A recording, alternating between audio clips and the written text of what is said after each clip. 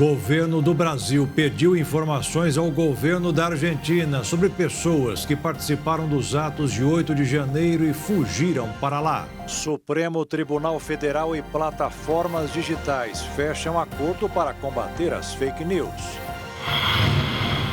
Situação começou a voltar ao normal no Rio Grande do Sul com o nível do Guaíba mais baixo. Levantamento apontou que é cada vez maior o número de brasileiros que pedem demissão do emprego.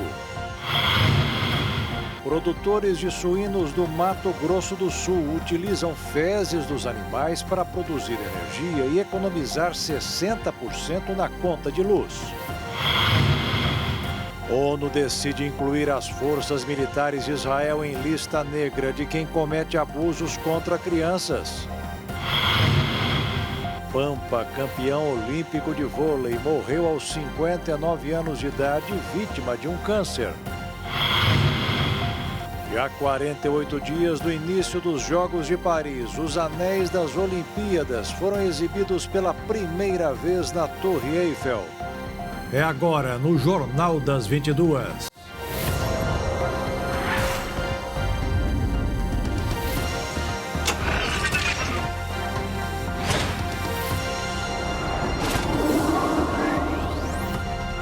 Olá, boa noite.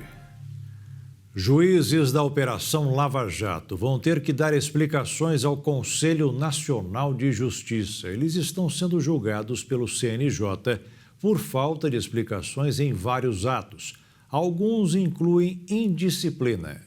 Serão investigados por suposta violação de deveres funcionais os juízes federais Gabriela Hart e Danilo Pereira, os desembargadores Thompson Flores e Loraci Flores de Lima, do Tribunal Regional Federal da 4ª Região. Estes dois já estão afastados das funções por decisão do próprio CNJ. Uma fiscalização feita pela Corregedoria apontou supostas irregularidades na validação, tanto por Gabriela Hart, de um acordo que tinha o objetivo de criar uma fundação privada que seria abastecida com recursos da Lava Jato a partir do pagamento de multas de empresas condenadas. Os valores chegariam a 2 bilhões de reais. A validação ocorreu em 2019, quando a juíza estava na 13ª Vara Federal, em Curitiba, responsável pelos processos da Lava Jato. Atualmente, Gabriela atua na 23ª Vara Federal, em Curitiba. Em relação a Thompson Flores e Loraci Flores e Danilo Pereira, a Corregedoria apontou o descumprimento deliberado de decisões do Supremo Tribunal Federal que suspenderam os processos contra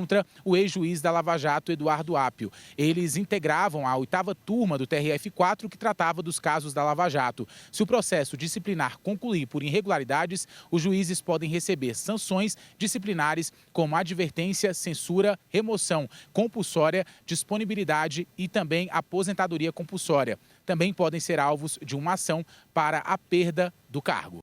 A Embaixada Brasileira na Argentina solicitou um pedido de informações sobre pessoas condenadas ou investigadas pelos ataques de 8 de janeiro de 2023. O pedido foi entregue em Buenos Aires, onde possivelmente os investigados estão foragidos. A polícia está em busca de 143 pessoas. Destas, pelo menos 48 teriam quebrado as tornozeleiras eletrônicas antes de partir para a Argentina. Todos são acusados de participar das manifestações do dia 8 de janeiro do ano passado em Brasília, com tumulto e destruições. A lista com os nomes foi entregue ao Ministério das Relações Exteriores da Argentina pelo embaixador brasileiro Júlio Bitelli. As autoridades do Rio de Janeiro investigam a existência de um esquema de corrupção no maior complexo de penitenciária de Bangu, que é o maior do estado, com capacidade para mais de 23 mil detentos. Um esquema de corrupção no maior complexo penitenciário do Rio de Janeiro. Essa é uma suspeita que está sendo apurada. Uma investigação aponta que havia uma quadrilha formada por funcionários públicos e empresários e que essa organização criminosa desviava dinheiro de contratos da alimentação dos detentos. Os crimes foram cometidos num período de pelo menos 2 anos e meio, entre 2018 e 2020. O Ministério Público do Rio denunciou 28 pessoas por fraudes em contratos do governo do estado, que somam 34 milhões de reais. A denúncia aponta uma organização criminosa dentro da Secretaria de Administração Penitenciária. O rápido crescimento de uma empresa chamou a atenção dos investigadores. A empresa Alimentação Global Service era desconhecida pelo governo do Rio até maio de 2018. Foi quando ganhou 3 contratos de uma só vez, no valor de 34 milhões de reais. A empresa foi escolhida sem licitação pela SEAP, a Secretaria de Estado de Administração Penitenciária, e passou a ser responsável pelo fornecimento de comida no complexo de Bangu. Na época, a segurança e o sistema carcerário do Rio estavam sob intervenção federal. O empresário Emerson Freire Ramos é acusado de ser o chefe do esquema criminoso. Os promotores afirmam que ele controlava um grupo de empresas que fornecia refeições para 58 unidades da SEAP. O empresário chegou a ser preso em 2020, suspeito de fraudes em contratos públicos. A Secretaria de Administração Penitenciária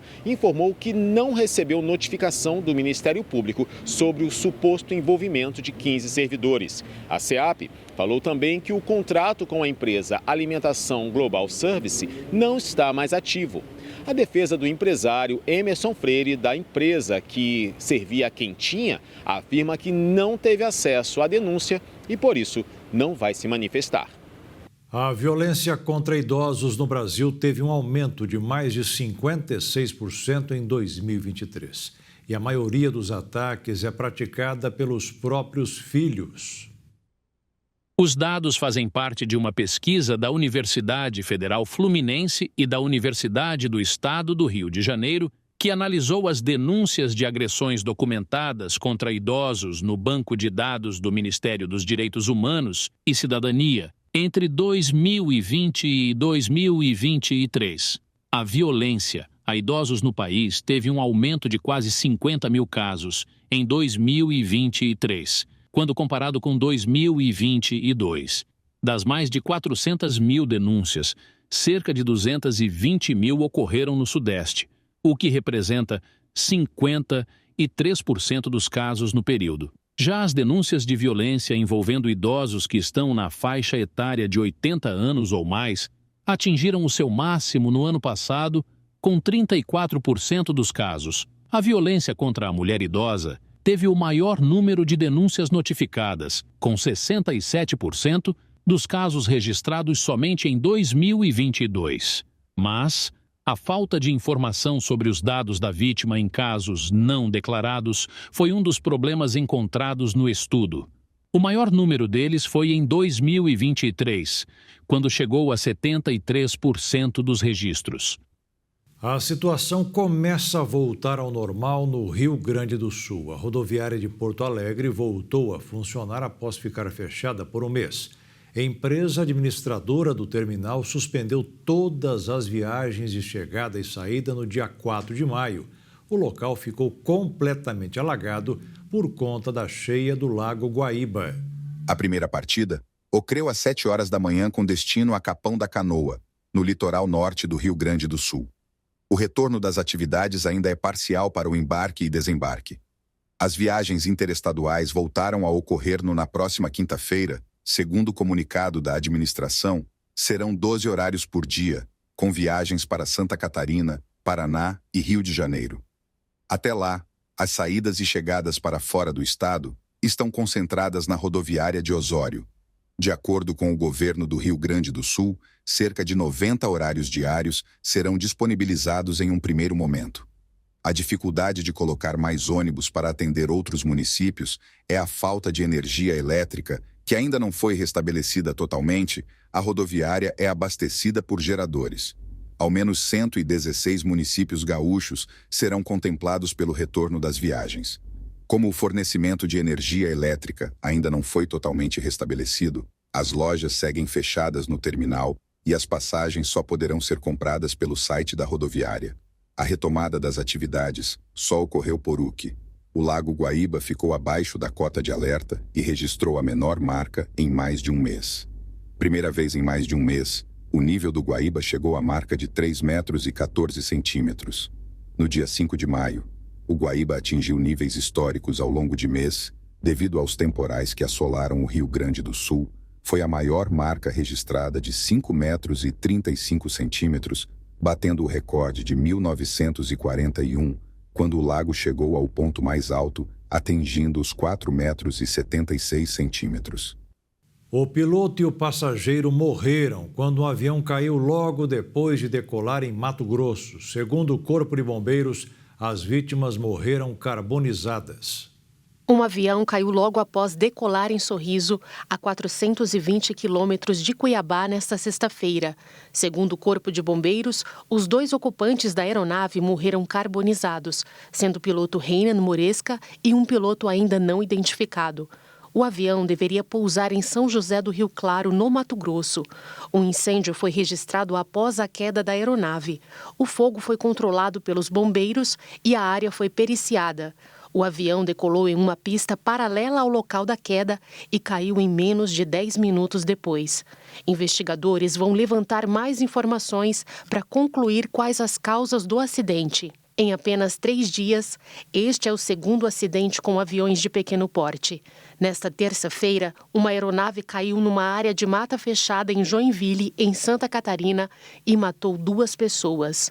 O piloto deveria seguir até Florianópolis, mas entrou em contato com o controle aéreo para pousar no aeroporto de Joinville. No momento da descida, o avião arremeteu e caiu. A venda ilegal de celulares triplicou em um ano. Os aparelhos são atrativos por terem custo menor, já que entram no Brasil sem pagar impostos e por alguns terem materiais de baixa qualidade.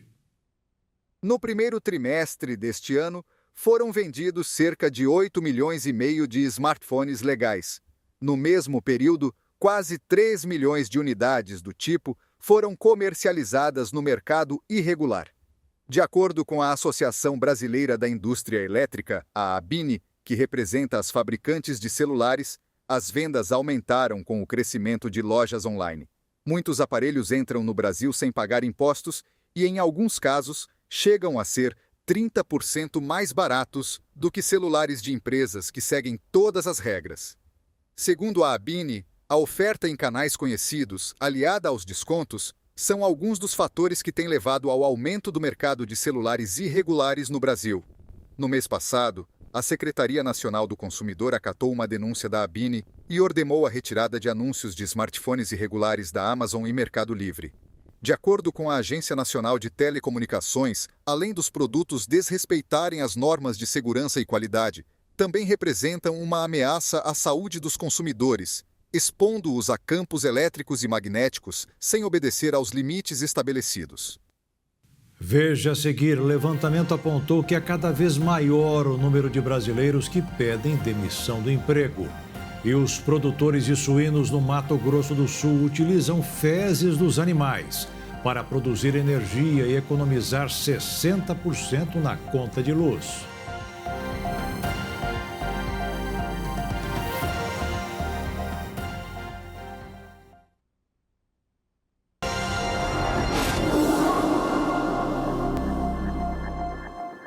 Mais de 8 bilhões de reais que fazem parte do dinheiro esquecido nos bancos ainda não foram resgatados. A informação foi divulgada hoje pelo Banco Central. O Banco Central divulgou nesta sexta-feira que 8,15 bilhões estão disponíveis para resgate no sistema Valores a Receber.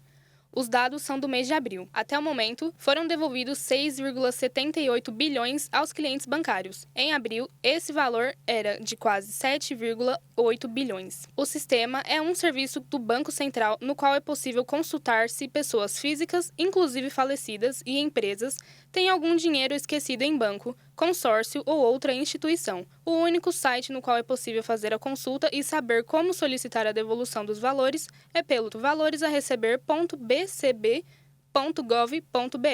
É importante ressaltar que, via Sistema Banco Central, os valores só serão liberados para aqueles que fornecerem uma chave Pix para devolução. Caso não tenha uma chave cadastrada, é preciso entrar em contato com a instituição para combinar a forma de recebimento. Outra opção é criar uma chave e retornar ao sistema para fazer a solicitação. No caso de valores a receber de pessoas falecidas, é preciso ser herdeiro, testamentário, inventariante ou representante legal para consultá-los. Também é necessário preencher um termo de responsabilidade. Após a consulta, é preciso entrar em contato com as instituições quais há valores a receber e verificar os procedimentos.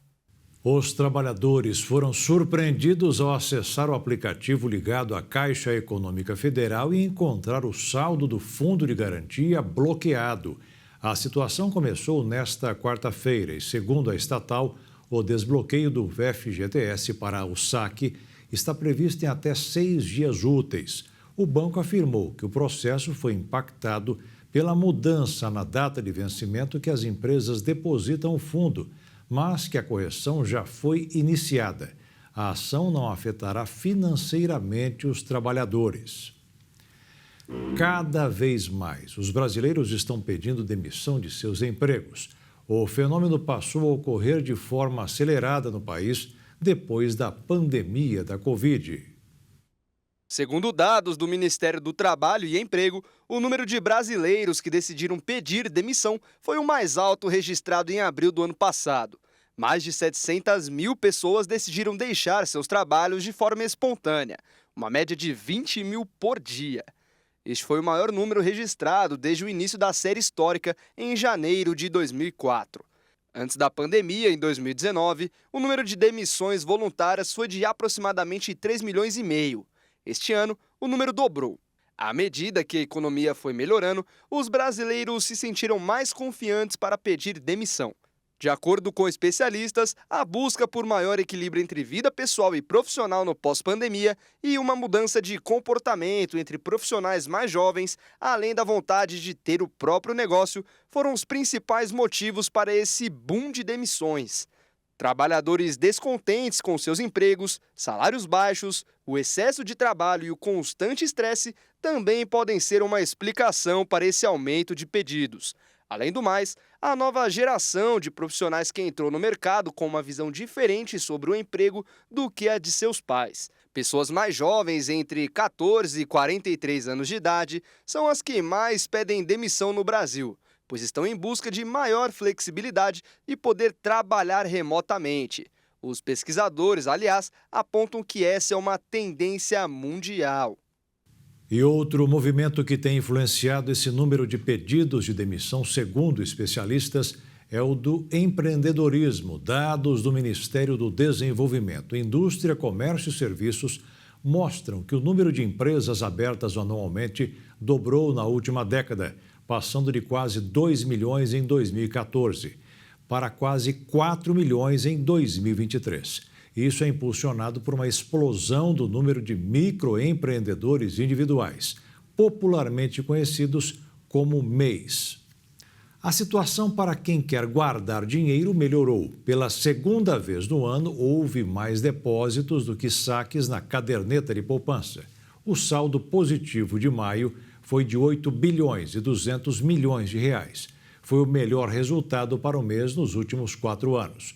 Com isso, o saldo total da caderneta passou dos 993 bilhões de reais. E segundo o diretor de fiscalização do Banco Central, Ailton de Aquino, estão sendo analisadas várias alternativas para incentivar uma população geralmente endividada e inadimplente a apostar mais na poupança.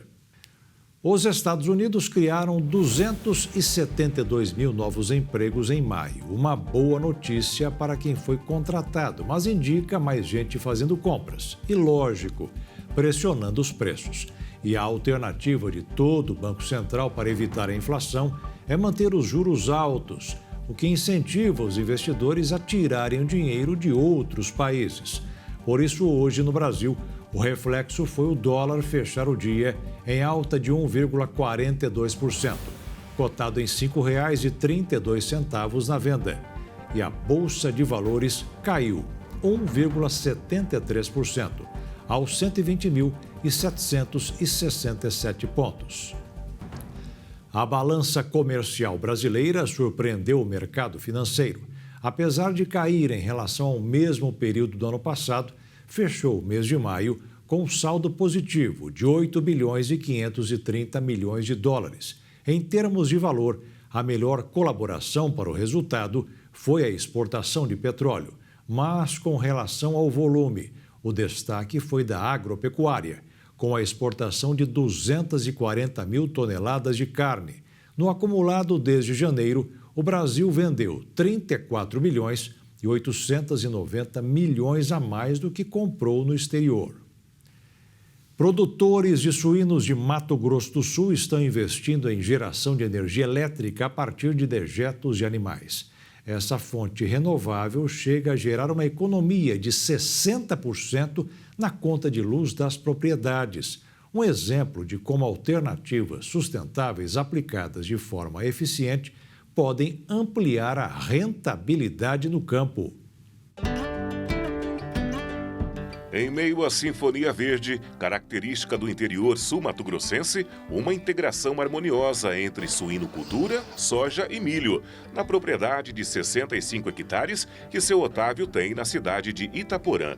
A lavoura se entrelaça à granja, que usa alta tecnologia para a produção de 12 mil animais para abate a cada 3 meses nesses 2 núcleos. Por aqui, nada é desperdiçado. Tudo é aproveitado em uma sequência contínua de renovação. Em poucos meses, os sistemas de fertirrigação já instalados vão distribuir biofertilizantes nas lavouras. Para isso, vão usar uma estrutura que já está implantada e em pleno funcionamento, a de biodigestores, que a partir dos dejetos de suínos convertem gás metano em energia elétrica, um ciclo completo de sustentabilidade. Existem as válvulas de segurança que ali você estabiliza o balão, né, que é o balão, e a partir daí é que o gás sai suficiente, gera para os motores e transforma em energia. Aqui nós trabalhamos em média, cada núcleo tem o seu motor e trabalha em torno de 15 a 18 horas por dia. Aqui praticamente dentro da minha propriedade, eu gerando a minha própria energia, praticamente é custo zero. E aí automaticamente aqui, com os 2 motores nos 2 núcleos, eu vou gerar em torno de 30 a 40 mil quilowatts mês. O uso de biodigestores pode levar a uma redução de pelo menos 60% na conta de energia elétrica, que consome uma fatia significativa do custeio das granjas. Ou seja, é uma fonte renovável que gera uma vantagem competitiva. Uma tecnologia que chamou a atenção da Sumas, a Associação Sul-Mato-Grossense de Suinocultores, que possui um programa para discutir a viabilidade de implantação dessa tecnologia. Hoje é uma coisa bastante difundida, todos sabem da importância. A questão econômica, para granjas que têm necessidade de consumo, onde tem muito alto consumo de energia, é um investimento que se paga muito facilmente. Já para outras granjas que não têm tanto consumo de energia, aí teria que ter outros caminhos para comercialização desse crédito que vai ser acumulado, né? Esse mercado também tem chamado a atenção das indústrias. Atualmente, 30% das propriedades de suinocultura integradas à seara, com potencial para a instalação de biodigestores, contam com equipamento. O Centro-Oeste concentra a maior parte dessas granjas que comercializam com o grupo JBS. Além da vantagem econômica, há ainda os impactos sociais e de biossegurança, como isolar os dejetos, diminuir a proliferação de vetores como moscas e os odores provenientes da produção de metano, um investimento que também se estende às fábricas. A JBS já investiu globalmente mais de 220 milhões de reais em projetos de captura de biogás nas suas operações para a geração de energia em 14 fábricas nos Estados Unidos e Canadá, além de 9 unidades da Friboi no Brasil. Aqui no país, a implementação da captura de metano nessas instalações por meio do sistema de tratamento de efluentes tem possibilitado a retirada de mais de 80 mil metros cúbicos de biogás por dia. Essa energia limpa abastece caldeiras e é utilizada na produção de eletricidade nas unidades, além de ser vendida para empresas de gás. Seja nas fábricas ou nas granjas, essa geração a partir de uma fonte renovável ainda inclui a suinocultura em uma agenda de expansão. A demanda mundial por créditos de carbono, que tem o Brasil como potência para se tornar uma liderança global. Quando eu pego o biogás e queimo ele, transformo em CO2, CO2, eu reduzo 28 vezes o efeito poluente dele. Isso traz para nós a agenda de crédito carbono, né? Essa agenda de crédito carbono, ela permite esse volume de carbono ser comercializado no mercado de crédito carbono voluntário, agregando ainda mais uma fonte de renda para as propriedades.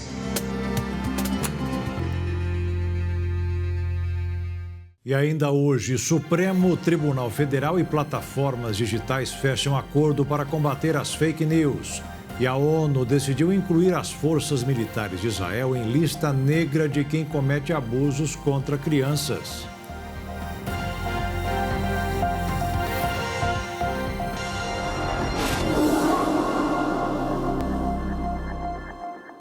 Uma parceria firmada entre o Supremo Tribunal Federal e 6 plataformas de redes sociais vai ajudar na elaboração de ações para o combate à desinformação. A iniciativa conta com mais de 100 instituições parceiras. YouTube, Google, Meta, Facebook, Instagram, WhatsApp, TikTok, Microsoft e Quai são as primeiras plataformas de redes sociais a assinar o programa criado em 2021. A iniciativa do STF conta com mais de 100 instituições parceiras. Segundo o Supremo, o acordo tem a finalidade de promover ações educativas e de conscientização para enfrentar os efeitos negativos provocados pela desinformação. Mas caberá às instituições parceiras a escolha sobre a participação na execução de atividades com esse cunho, incluindo área de atuação e recursos gastos. Já o X, ex-Twitter do bilionário Elon Musk, não aderiu ao programa. Em abril, o empresário fez fortes críticas ao judiciário brasileiro, em especial a Alexandre de Moraes, e ameaçou reativar perfis apagados por decisão da Justiça. Nós não podemos permitir que por trás do biombo da liberdade de expressão se desenvolva um mundo e uma sociedade onde ninguém possa mais acreditar naquilo que lê. E com o deepfake, pior ainda, porque nós todos somos educados para acreditar naquilo que nós vemos e ouvimos. E o dia que nós não pudermos mais acreditar naquilo que vemos e ouvimos, a liberdade de expressão terá perdido inteiramente o sentido. Portanto, esse é o esforço que une o Supremo Tribunal Federal e as plataformas digitais, os atores sociais que estão aqui presentes. O combate à notícia falsa, à notícia fraudulenta, aos discursos de ódio e os ataques à democracia. A assinatura ocorre em meio à expectativa do STF liberar um novo julgamento sobre o Marco Civil da Internet até o final deste mês. A Suprema Corte pretende discutir a responsabilidade das plataformas por conteúdos publicados pelos usuários. O caso não havia sido discutido anteriormente, já que aguardava uma votação na Câmara dos Deputados acerca do tema, o que não ocorreu. Através desse programa, o Supremo vem firmando parcerias com universidades, com a CAPES para firmar pesquisas, já editou alguns livros de combate à desinformação. E dentro de todo esse contexto amplo e geral do Supremo, as plataformas de redes sociais assumiram um compromisso de, dentro da sua estrutura, estabelecer uma política de combate à desinformação. É sim o objeto educativo e não censura ou qualquer tipo de controle de conteúdo por parte do Supremo. Ao mesmo tempo, o presidente da Câmara, Arthur Lira, oficializou na quarta-feira a criação do grupo de trabalho para discutir o projeto de lei das fake news. Em discussão há quase 4 anos no Congresso, a proposta que prevê a regulação das redes sociais conta com apoio de Lira e do governo, mas sofre grandes resistências por parte da oposição. Ao todo, o grupo é composto por 20 parlamentares, que terão 90 dias prorrogáveis por igual período para concluírem as discussões. Integrantes do grupo defendem que os ajustes no texto sejam finalizados até setembro e receberam de Lira o sinal verde para uma votação após as eleições municipais que ocorrem em outubro. O ministro do Supremo Tribunal Federal, Gilmar Mendes, deu prazo de 10 dias para o governo do estado de São Paulo se manifestar sobre o programa de escolas cívico-militares. O projeto foi apresentado pelo governador Tarcísio de Freitas em março e aprovado na Assembleia Legislativa de São Paulo em 21 do mês passado.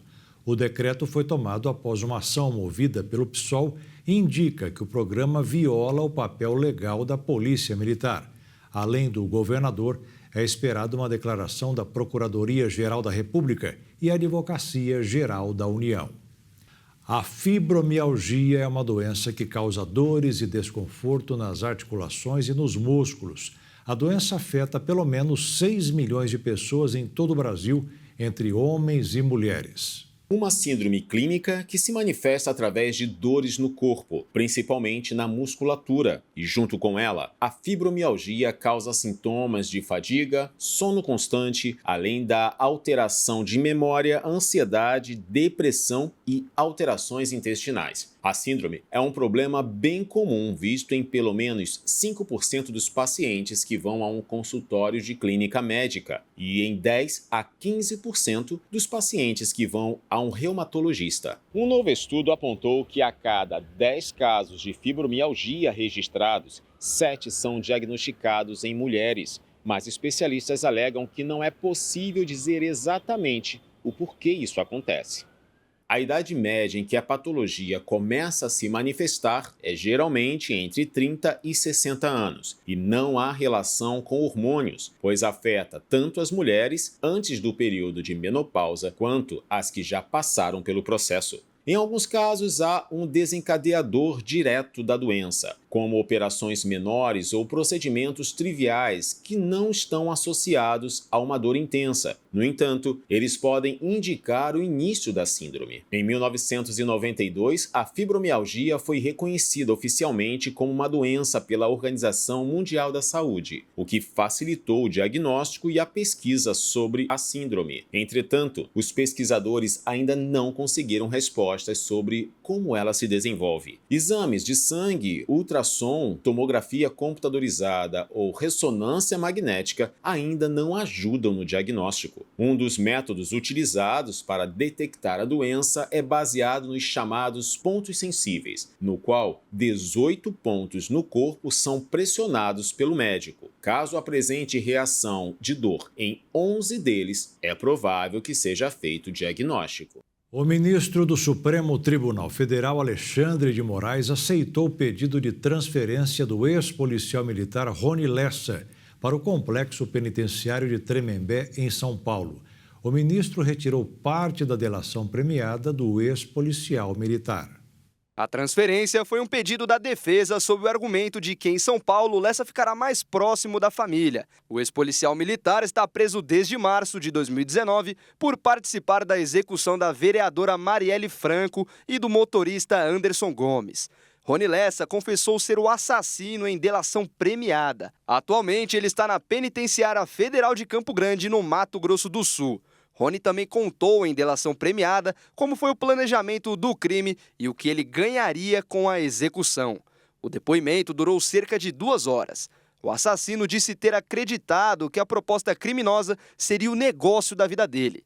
Na delação, Rony Lessa indicou Domingos Brazão, ex-conselheiro do Tribunal de Contas do Rio de Janeiro, e o irmão, o deputado federal Chiquinho Brazão, como mandantes do crime. Os irmãos Brazão teriam oferecido a ele e a um comparsa um loteamento clandestino na zona oeste do Rio, avaliado em 100 milhões de reais.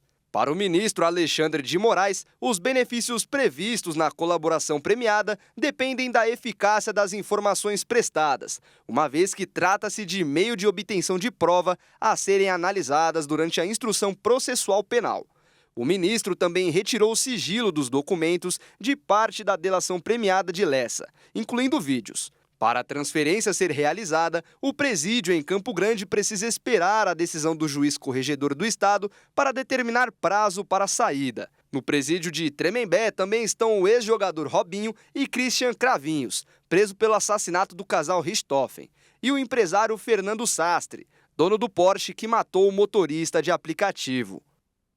Termina hoje o prazo de inscrições para o Exame Nacional do Ensino Médio. Os candidatos podem se inscrever até às 23 horas e 59 minutos. Para realizar o registro, é só acessar a página do participante no portal INEP. A prova será aplicada nos dias 3 e 10 de novembro, mas a taxa de inscrição deve ser paga até o dia 12 deste mês para confirmar a participação.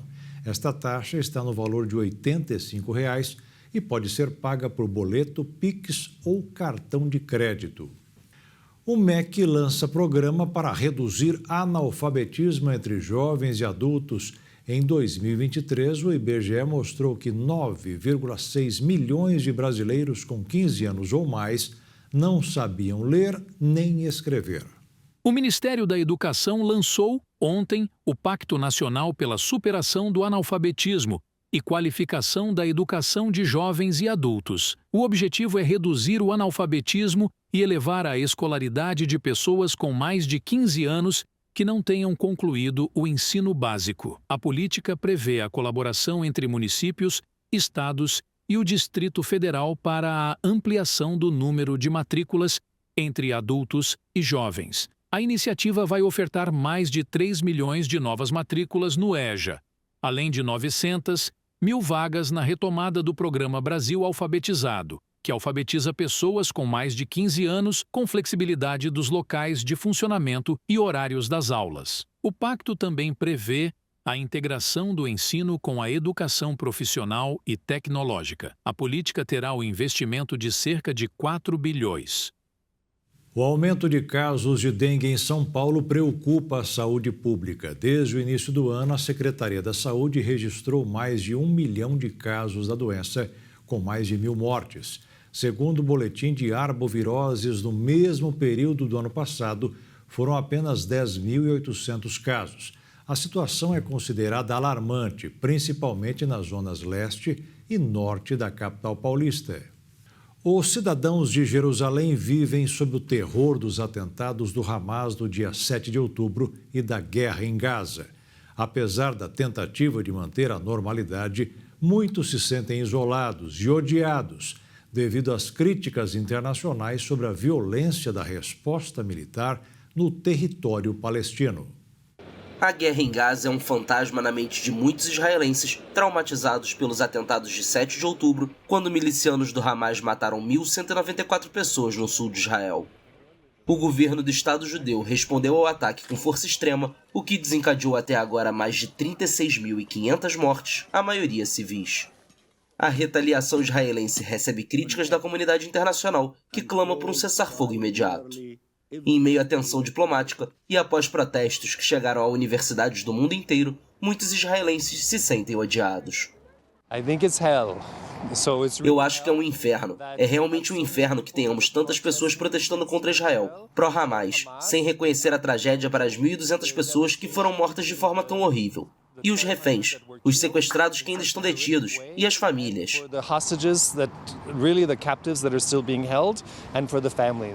De acordo com Israel, os combatentes do Hamas sequestraram 251 pessoas. Cerca de 120 permanecem em cativeiro em Gaza, das quais 41 teriam morrido. Após receber solidariedade no início, Israel viu o apoio ruir, principalmente após o bombardeio ao campo de refugiados em Rafah, que deixou 45 mortos. O ataque foi condenado de Pequim a Washington. Apesar do isolamento internacional, muitos israelenses mantêm o apoio à resposta militar do governo do primeiro-ministro Benjamin Netanyahu. Não acho que Israel deveria se importar com o que o mundo tem a dizer. Existem tantos outros problemas que são maiores do que a pequena Rafah e que o mundo deveria se preocupar.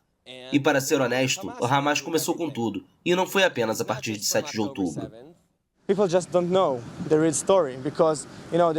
As pessoas simplesmente não conhecem a verdadeira história, porque há 1 bilhão de árabes muçulmanos no mundo e somos apenas 6 milhões em Israel. Eles têm sua narrativa da história e nós somos apenas alguns. Acho que eles ouvem muitas mentiras na mídia e nas redes sociais. Eu não os culpo, mas esta é a verdade.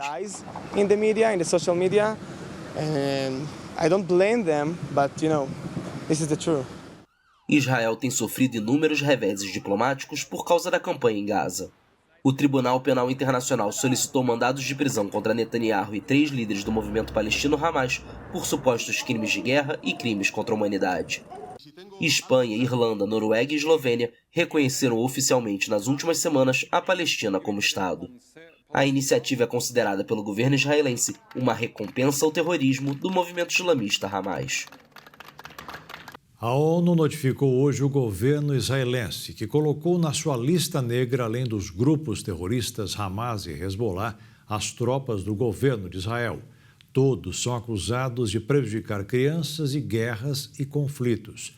O primeiro-ministro israelense criticou a decisão ao afirmar que o exército do seu país é o mais moral do mundo.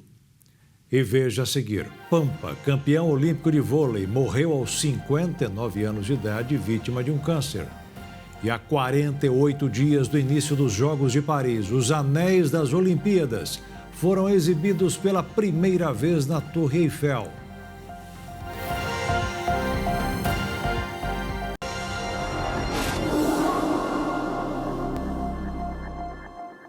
Depois de um mês desaparecido, o filhote de uma cobra naja do Instituto Butantan finalmente foi encontrado. Olha, foi difícil localizar o animal desaparecido. Afinal, era só um filhote, né? Só que de naja, uma cobra venenosa. Mas o Instituto Butantan tem o soro antídoto para casos de emergência e divulgou essa informação em nota assim que o sumiço foi percebido. Os pesquisadores já imaginavam que o réptil tinha fugido por um ralo, mas ele estava escondido no encanamento. Foram 30 dias de mistério, até que uma movimentação diferente foi percebida no duto. E, enfim, o pequeno macho foi encontrado em bom estado de saúde.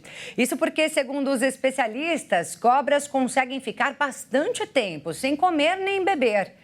E o esconderijo secreto foi o que livrou o filhote das garras de predadores que existem lá no Parque da Ciência e dos museus do Instituto, que tem uma vasta diversidade de espécies, como, por exemplo, gaviões, gambás, lagartos e corujas. Uma investigação chegou a ser aberta para apurar o desaparecimento da naja.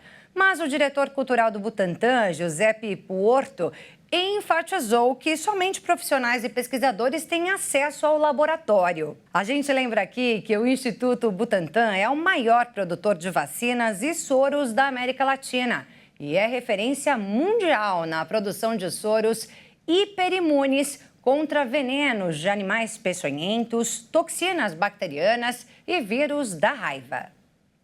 O SUS vai disponibilizar de graça um novo remédio para quem sofre de fibrose cística.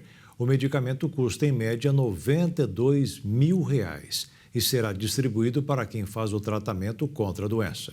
A decisão foi tomada pelo Ministério da Saúde e o remédio deve passar a ser oferecido até 180 dias após a publicação da portaria assinada nesta semana.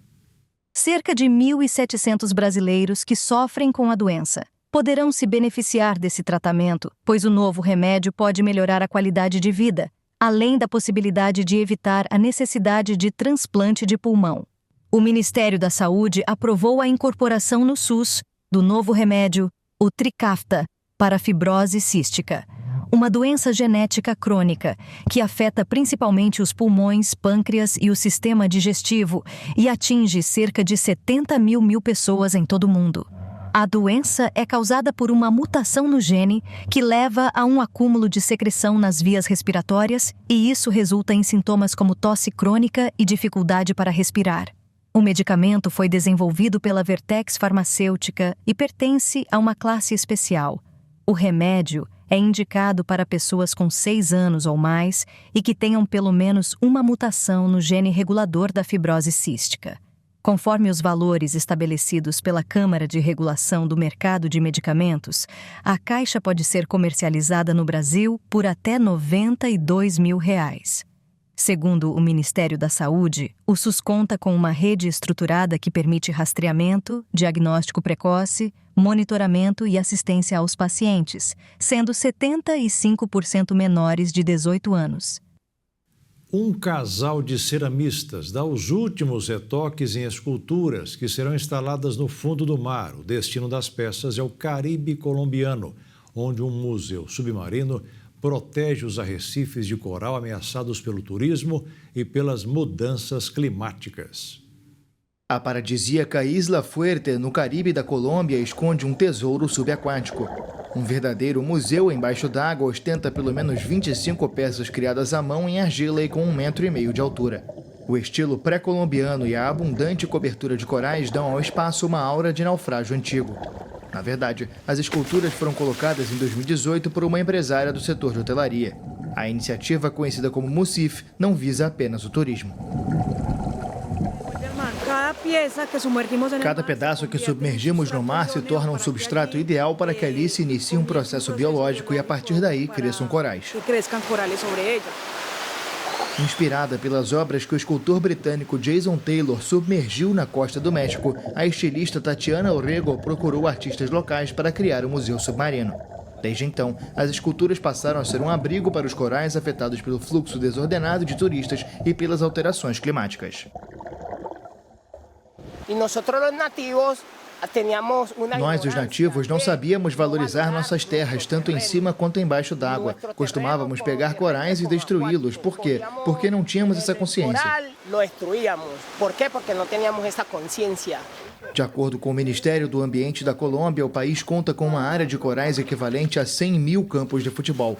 Mas especialistas garantem que 70% dos corais perderam as cores. Esta dupla de ceramistas extrai manualmente o barro para criar as figuras em Ciénaga Grande de Momil, uma área pantanosa a cerca de 60 quilômetros da Ilha Fuerte. Eles imitam as obras do povo Zenú, que habitava o Caribe colombiano antes da conquista espanhola. Essa técnica é dos meus avós, dos meus tataravós. Eles também aprenderam a fazer esses vasos. Os pais deles eram indígenas, meus antepassados se dedicaram à cerâmica. As esculturas dos artesãos são enviadas para enfeitar o Museu Subaquático, que recebe pouco mais de 2.000 visitantes por ano. Turistas ansiosos para explorar as figuras de chefes e divindades pré-colombianas no fundo do mar. Hoje foi um dia de perdas para o Corinthians, dentro e fora de campo. A patrocinadora Master rescindiu o vínculo com o clube e o goleiro Carlos Miguel está de saída para a Inglaterra. Fora de campo, a casa de apostas Vai de Bet comunicou nesta sexta-feira o rompimento de contrato com o Corinthians.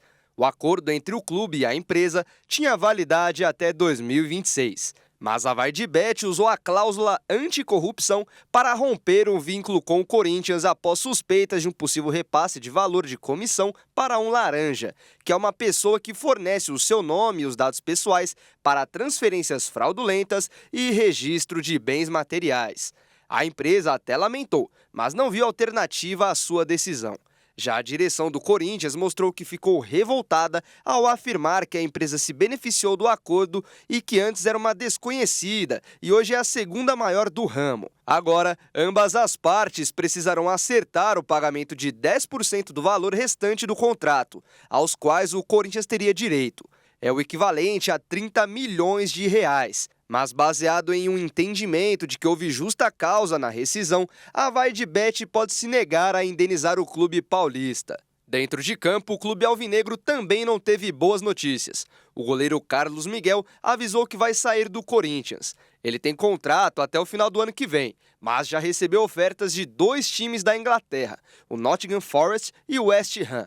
A multa rescisória de Carlos Miguel é de 4 milhões de euros, o equivalente a 23 milhões de reais. E se a transação for confirmada, o goleiro deixará o clube nos próximos dias.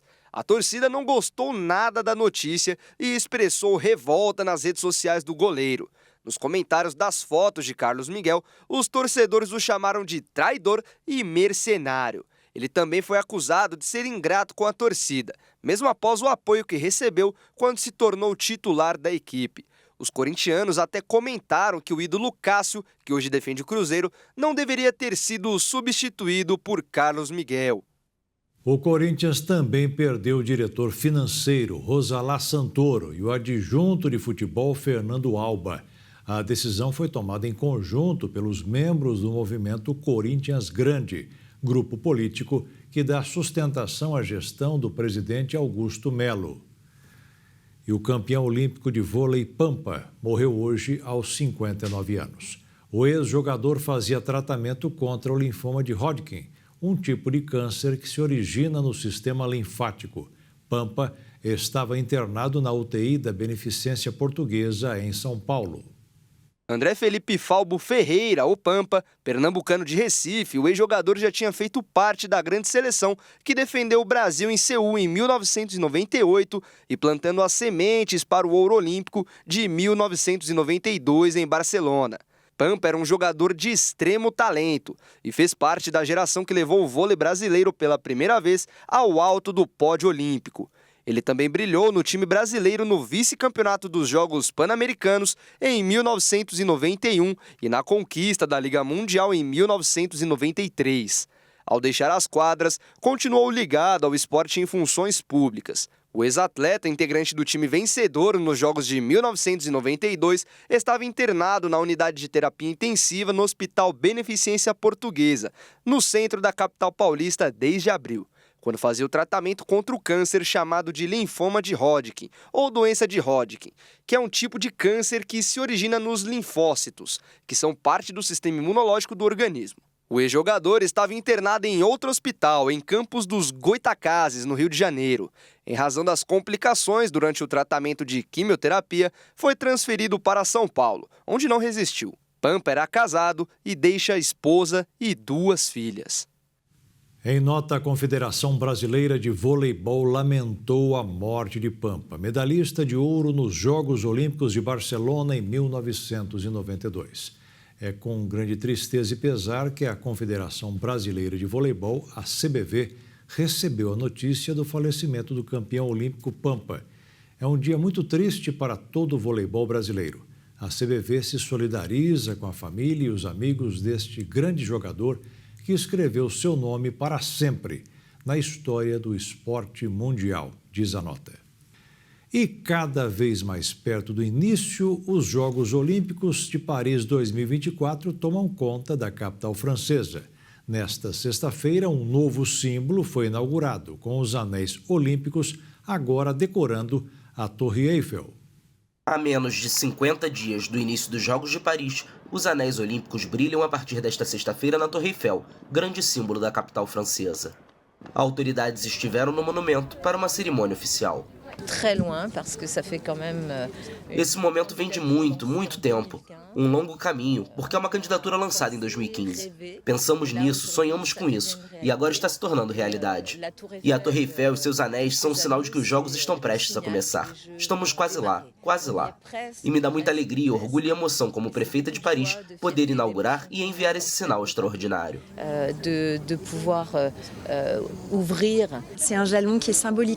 Este é um marco simbolicamente importante. Obviamente, quero prestar homenagem ao trabalho das equipes, que durante a noite e no início desta manhã conseguiram a proeza de pendurar esses anéis na Dama de Ferro. É isso, é um símbolo importante, tangível, e os Jogos estão aqui. Vamos abri-los com orgulho, acolhendo o mundo inteiro. As 30 toneladas de aço chegaram em vários pedaços e foram montadas e transformadas nos emblemáticos anéis olímpicos durante a semana. 15 técnicos especializados em trabalhos verticais e vários guindastes foram mobilizados na instalação. Os anéis de 29 metros de comprimento e 13 metros de largura serão iluminados todas as noites com 100 mil lâmpadas LED. É um verdadeiro feito técnico colocar esses anéis nesta torre. Simboliza muito, porque em uma única imagem você pode ver que é isso. Os Jogos são em Paris e é hora de uma celebração excepcional. Temos um encontro com o mundo, vamos dar as boas-vindas ao mundo e queremos mostrar esta bela terra e seus monumentos. O comitê organizador dos Jogos afirmou que a Torre Eiffel estará presente em praticamente todos os lugares de Paris 2024. O monumento vai marcar presença nas medalhas, nos pódios, nos locais de competição, na cerimônia de abertura e no Parque dos Campeões, uma área nos Jardins do Trocadero que receberá diariamente um desfile dos medalhistas do dia anterior diante de um público previsto em mais de 13 mil pessoas. Os Jogos Olímpicos acontecerão entre 26 de julho e 11 de agosto, um século depois da organização dos últimos na capital francesa. E que venham as medalhas para o Brasil. O Jornal das 22 termina aqui. Uma boa noite para você, aproveite bem o final de semana, fique na paz. Tchau.